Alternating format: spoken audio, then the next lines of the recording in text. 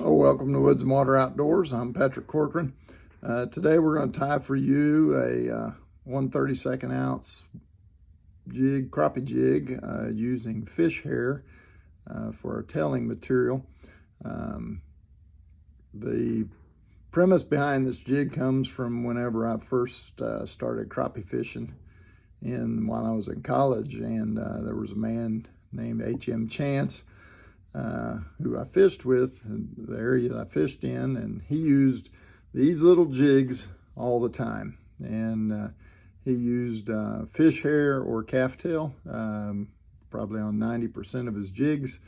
No flash, no fancy chenille, just a very simple jig. And this head's actually a model after his heads, because I saved a whole bunch of them. I probably have around 400 of his jigs still to this day. And so I use them for inspiration for some colors every once in a while, especially when I go back to that area and fish those lakes that we fished back then. So it's a real simple little tie.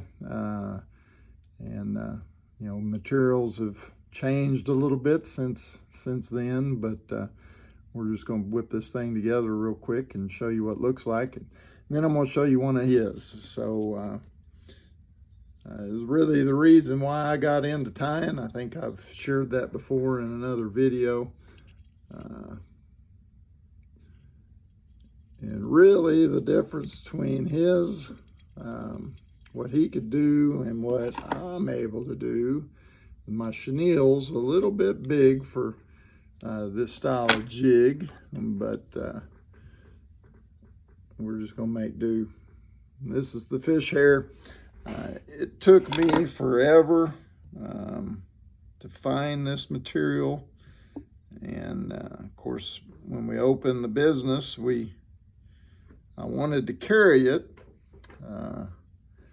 but now, if you don't know, fish hair is now a discontinued product, at least at the moment. And so we have quite a few colors, but chartreuse is not one you're going to find anymore. So big thing that when tying these small jigs is not overdoing it with the tailing material. You can see there I didn't use just a whole bunch. One of the cool things about fish hair, which is supposed to be a bucktail imitation, of course it's a little finer than bucktail to me, but you know, say you're on a lake and you're getting short striked, they're hitting the bait but they're not getting the hook. You can trim this stuff down, and while you're on the water, and that was always my issue with making these jigs. Was too much material, or too long, or whatever. Basically, I want the tail to be about the same length as from the thread to the end of the head, and so we want that much tail coming out the back. So that is baby blue fish hair. And then we're going to use Copenhagen Rayon chenille.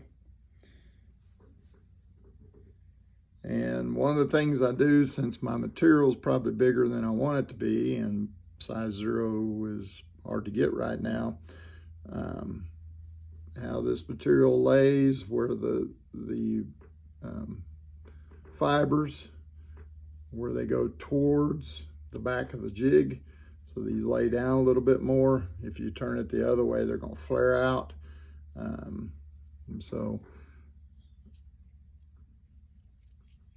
when you want that profile to not quite be as large, when you tie them in this way, it will lay down then for you over time when it gets wet. This was one of the favorite colors of his on the lake that we fished. Dark blue with a light blue tail and a red head. He didn't really give his jigs names. We just, he'd tie a whole bunch up and have them in a box, and he'd sell them by the half dozen or by the dozen. So, which back then they were $5 a half dozen.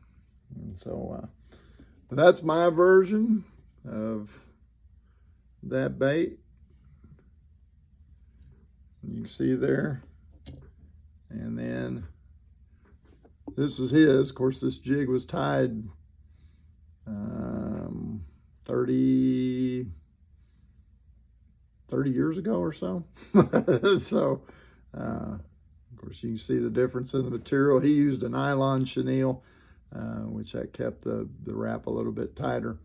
And it's actually fluorescent blue nylon, I believe, is what he has there. And then, of course, that tail's so old, but that was the baby blue back then. And those colors have changed. And so even the Copenhagen blue is different than what it was 15 years ago. So neat little tie.